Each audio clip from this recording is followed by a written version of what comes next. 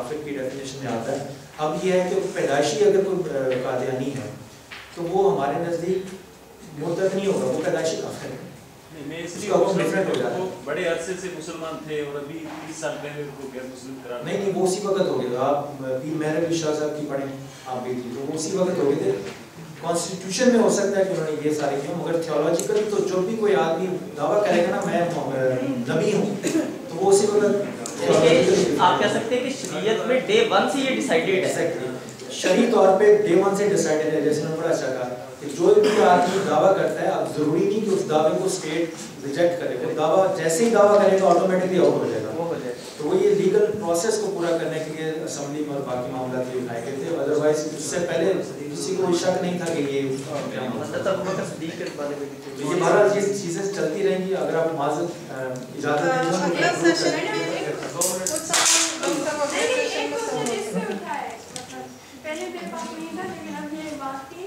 حضور آپ اتنی دیر سے ہاتھ اٹھا کے وہ بھول جاتی ہوں, ٹائم ہی نہیں ملتا. اب آخر میں آ گیا, انہوں نے بات کی قادیانی کی جو, تو میں کہوں گی کہ یہ اور ٹھیک ہے اور سب باتیں ٹھیک ہے, پیس ہے, تو کیا یہ ان کے ساتھ ہو سکتا ہے ہمارا؟ جی بالکل ہو سکتا ہے. میں دیکھیں نا قادیانی ہیں, ہم نے ڈکلیئر کر دیا کہ آپ کا ہمارا یہ جو تھیولوجیکل ریلیشن شپ ہے کٹ ہو گیا, تو سمپل ہے.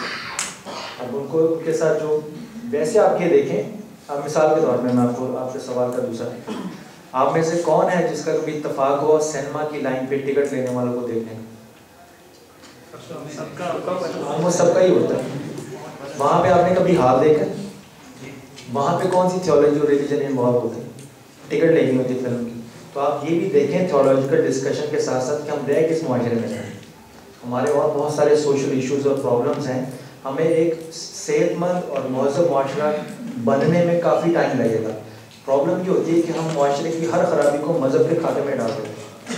مذہب کے علاوہ بہت ساری جمہوری اور سیاسی چیزیں قوتیں بھی ہیں جنہوں نے معاشرے کا بیڑا غرق کیا ہے, اور الزام مذہبی علماء کرام کے کھاتے میں ڈال دیا ہے. اگر آپ مذہبی اسکالرس کی رائٹنگس کو پڑھیں گے تو آپ کو ہو سکتا ہے کئی پولیٹیکل سلوشن اس سے بھی مل جائیں گے. تو یہ ایک چھوٹا سا جو آج ہمارا سیشن ہے, یہ بیسکلی اس میں اب ہر چیز پر ڈیٹیلڈ ڈسکشن ممکن نہیں ہے. اس سیشن میں صرف یہ ہوتا ہے کہ آپ کو دعوت دی جاتی ہے اور آپ کو کچھ پوائنٹس ہوم ورک کے طور پہ دے دیے جاتے ہیں کہ آپ گھر جا کے ان خطوط پہ سوچیں. اگر آپ ان خطوط پہ سوچتے سوچتے ہماری لیول تک یا ہمارے پوائنٹ آف ویو تک پہنچ گئے تو اچھی بات ہے. اگر آپ کسی اختلافی پوائنٹ آف ویو تک پہنچ گئے تب بھی ٹھیک ہے, آپ کا اپنا نقطہ نظر ہے.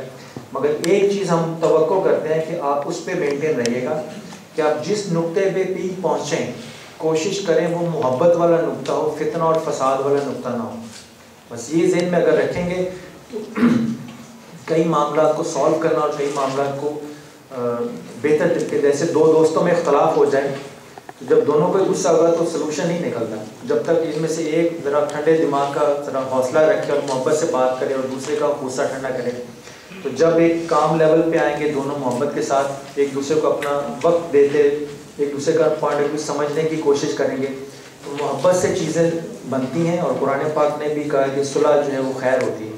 تو صلح صفائی میں پیار اور محبت میں کئی ایشوز سالو ہو جاتے ہیں. بٹ اس کا یہ ہرگز مطلب نہیں کہ تھیولوجیکلی 1400 سال پہلے جو چیز ڈیفائن ہوگی ہے وہ بھی صلح صفائی سے حل ہو جائے گی. نہیں, وہ نہیں ہوگی, وہ ڈیفائنڈ ہے, ڈیفائنڈ رہے گی. ہاں, اس کانفلکٹ کو اور اس اختلاف کو مینٹین رکھنے کے لیے کوڈ آف کنڈکٹ طے کر سکتے ہیں آپ کہ ہم دونوں مل جل کے اس معاشرے میں رہتے ہیں تو اس کا کوڈ آف کنڈکٹ کیا ہونا چاہیے, اور اس میں کوشش کریں کوڈ آف کنڈکٹ میں ایتھکس اور محبت انوالو. لیکن سر جب ایک بندہ طے کر کے بیٹھ جائے کہ میں سچا ہوں, میں حتمی ہوں, سب کچھ میں ہوں, اور باقی آپ لوگ جو ہیں وہ میرے ہاتھ میں ہے کہ میں کسی کو ڈکلیئر کر دوں گا کہ آپ مسلمان ہیں کہ نہیں ہیں, میں ڈکلیئر کروں گا کہ آپ سچے ہو کہ جھوٹے ہو, اور سب کچھ میں ہوں, میری چیز جو وہ حتمی اور باقی پہ سوال ہو سکتا ہے, باقی بات ہو سکتی ہے, تو میرا خیال ہے کہ وہاں پر دور دور تک امن تو نہیں آ سکتا. اچھا میری بات سنیے, میری عرض سنیے, بس اس لیے کہ نیکسٹ سیشن جو ہے وہ اس میں بہت سارے سوال آ جائیں گے. ڈاکٹر صاحب کو سانس لینے دیں. اور ڈاکٹر صاحب تھینک یو سو مچ, آپ نے بڑے صبر سے کویسچنس کا